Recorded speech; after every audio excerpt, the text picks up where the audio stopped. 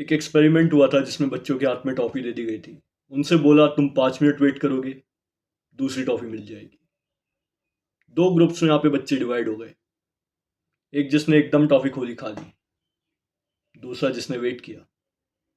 जिन्होंने वेट किया वो सक्सेसफुल थे। हाँ, बचपन से ही उन लोगों में ग्रैटिफिकेशन डिले करने की एबिलिटीज़ देखी गई।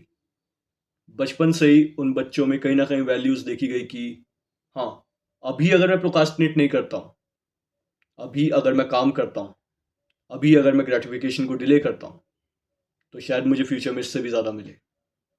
ऐसे बच्चे ऐसे सबकॉन्शियस लेवल पे काम करते थे।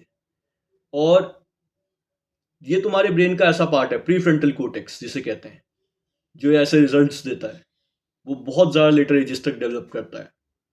तो तुम्हें यहाँ पे टेंशन लेने की ज़रूरत नहीं है कि तुम मिस आउट कर चुके हो। अगर तुम 20 से 30 के बीच में हो, और मैं यहाँ तक कहता हूँ तुम मिड 30s में भी हो, तब भी ये वाला पार्ट तुम्हारा डेवलप करेगा। ये तुम्हारे दिमाग का सबसे ज़्यादा इवॉल्व पार्ट है, जो प्रीफ्रंटल कोर्टेक्स है। क्यों? क्योंकि तुम्हारे दिमाग ने एवोल्यूशन देखा है, और एवोल्यूशन बहुत धीरे हुआ है, एकदम एवोल्यूशन नहीं हुआ। तुम लास्ट 2 डिकेड्स, ठीक है, लास्ट 2 सेंचुरीज उठा के देख लो।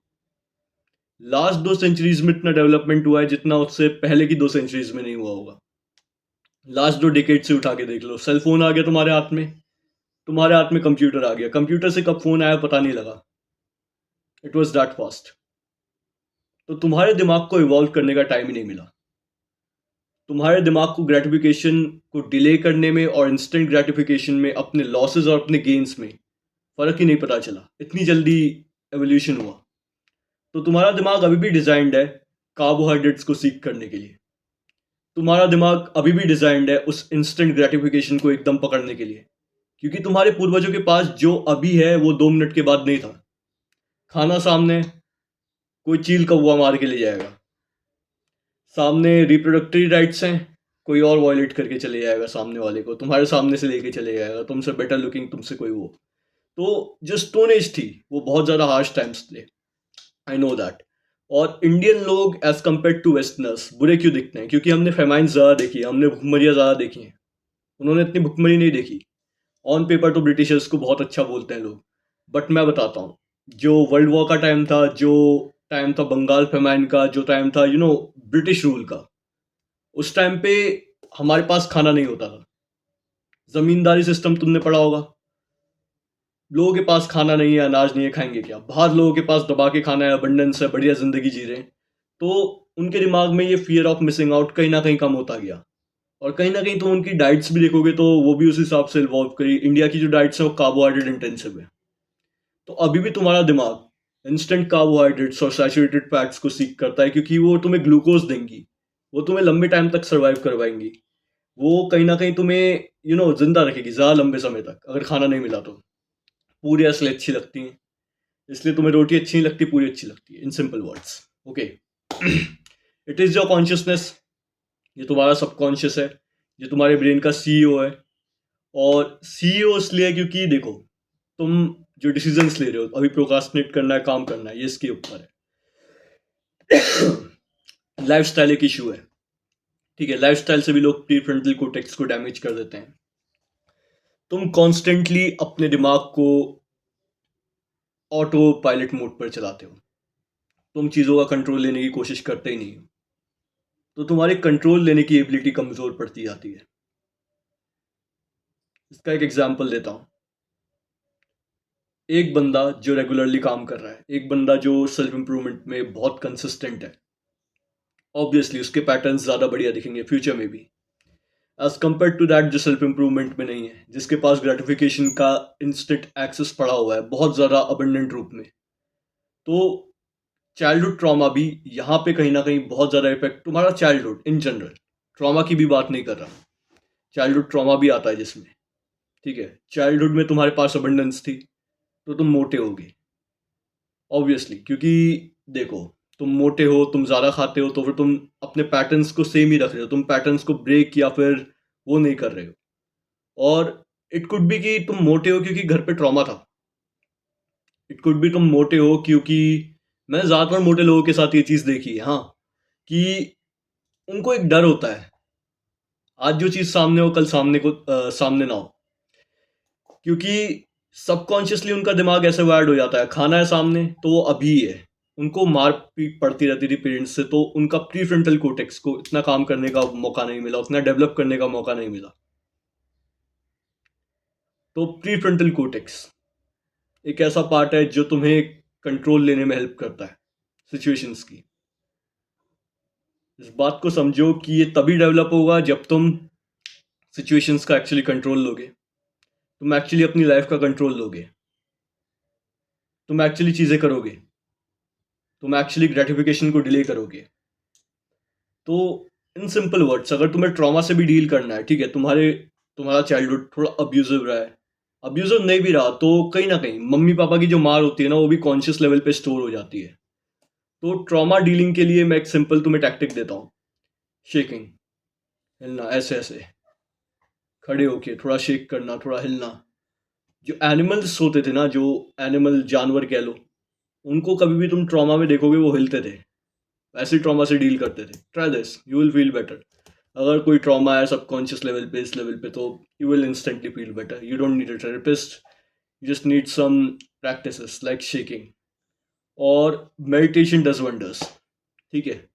तुम मेडिटेशन में एक जगह पे बैठे हुए हो, तुम्हारा दिमाग तुम्हें भगाया जा रहा है फ़ोन की तरफ को, इसकी तरफ को, तो मेडिटेशन तुम्हारे लिए वंडर्स करेगा, तुम्हारे प्रीफ्रंटल कोर्टेक्स को डेवलप करने में बहुत हेल्प करेगा।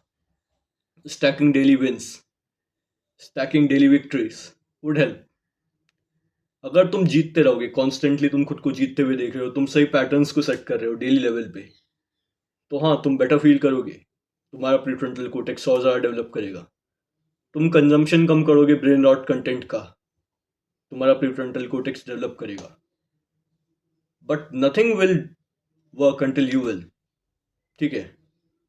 तुम्हारा प्रीफ्रंटल कोर्टेक्स अभी तक कमज़ोर था, तुम्हारा प्रीफ्रंटल कोर्टेक्स अभी तक चार्ज नहीं ले पाया था, तुम अभी तक अपने इंस्टिंक्ट्स पे काम कर रहे थे क्योंकि तुमने उसको चार्ज लेने ही नहीं दिया, तुमने कॉन्शियस लेवल पे चेंजेस किए ही नहीं। तो तुम्हारा सबकॉन्शियस भी कहीं ना कहीं तुम्हें कमज़ोर बनाने के ऊपर फोकस करने लग गया था। उसी कमज़ोर वाली वायरिंग पे, जो एल्यूशन वाली वायरिंग थी, जो आज काम नहीं आती, जो आज मेटा नहीं है, मोस्ट इफेक्टिव टैक्टिक अवेलेबल, उस पर काम कर रहा था। वो कार्बोहाइड्रेट्स को कंज्यूम कर रहा था, वो ऐसे कंटेंट को कंज्यूम कर रहा है जो डोपामिन रिलीज कर रहा है, कि डोपामिन एक सेंस ऑफ तुम्हें विक्ट्री देता है, ठीक है। इस बात को समझो, डोपामिन के ही उस पर तुम्हारा पूरा का पूरा जो एवोल्यूशनरी सिस्टम है वो बेस्ड है। डोपामिन ज़्यादा मिल रहा है मतलब चीज़ तुम्हारे लिए अच्छी है, वो तुम्हें अचीवमेंट दे रही है, बट एक्चुअली नहीं दे रही है। तुम देखोगे रियल लाइफ लेवल पे, तुम देखोगे तुम्हारा डोपामिन के सोर्सेस क्या हैं, आर्टिफिशियल हैं या वो नेचुरल हैं। लुक एट दोस्त, नेचुरल हैं तो बढ़िया है, तुम विक्ट्रीज स्टैक कर रहे हो, तुम मेडिटेट कर रहे हो, तुम जर्नल कर रहे हो। हाँ, जर्नलिंग भी बहुत इंपॉर्टेंट चीज़ है। अगर तुम्हें प्रीफ्रंटल कोर्टेक्स ड्रिवन करना है तो तुम खुद से बातें करो, तुम चीज़ें लिखो पेज के ऊपर, ठीक है। तुम अपने दिमाग को देखो ऑन पेपर की वो कैसे ऑपरेट करता है। माइट बी कभी कभी तुम इम्पल्सिस पे ड्रिवन होगे, माइट बी तुम कभी कभी प्रैक्टिकलिटी पे बहुत ज़्यादा ड्रिवन होगे, तो it would let you find the exact balance. तो हम यहाँ पे बात कर रहे थे जो कंजम्पशन है तुम्हारा डोपामिन का, जो तुम्हारा डोपामिन का सोर्स है उसके ऊपर। तो डोपामिन के सोर्सेज अगर तुम्हारे अननेचुरल हैं, लाइक तुम उल्टी सीधी वीडियोस देखते हो, you know what I am talking about, तुम उल्टे सीधे काम करते हो, you know what I am talking about, ठीक है। दारू हो सकती है, तुम सुट्टे फूक रहे हो सकते हो, तुम अब बहुत ज़्यादा इंसेल वाली एक्टिविटीज़ कर रहे हो सकते हो। तो एक्सपोज योरसेल्फ, पेपर पे ये चीज़ें लिखो, इनसे छुटकारा पाओ। अब मैं तुम्हें नई 10-12 चीज़ें बता दूंगा, पर लेकिन तुम पुरानी चीज़ें ही गलत गलत करते हुए आ रहे हो, तुम गलत प्रैक्टिसेस लेते हुए आ रहे हो, तो पहले उनको एम्पलीट्यूड करो जो गलत प्रैक्टिसेस है, क्योंकि तुम यहाँ पे ग्रो नहीं करोगे। क्योंकि यहाँ पे प्लस भी आ रहा है, माइनस भी आ रहा है, तो तुम जीरो ही रहने वाले हो। और अगर तुमने माइनस वाले को एम्पलीट्यूड कर दिया, तुमने अपने लॉसेस को, तुमने सोचो तुम्हारी नाव डूब रही है, तुम उसमें से पानी फेंके जा रहे हो, that doesn't make any sense. पहले होल्स को फिक्स करो, ठीक है। थोड़ा पानी निकालो, होल्स को फिक्स करो, that's the ideal plan you should go with, ठीक है। पानी निकालो, होल्स को फिक्स करो in your life, in your boat of life.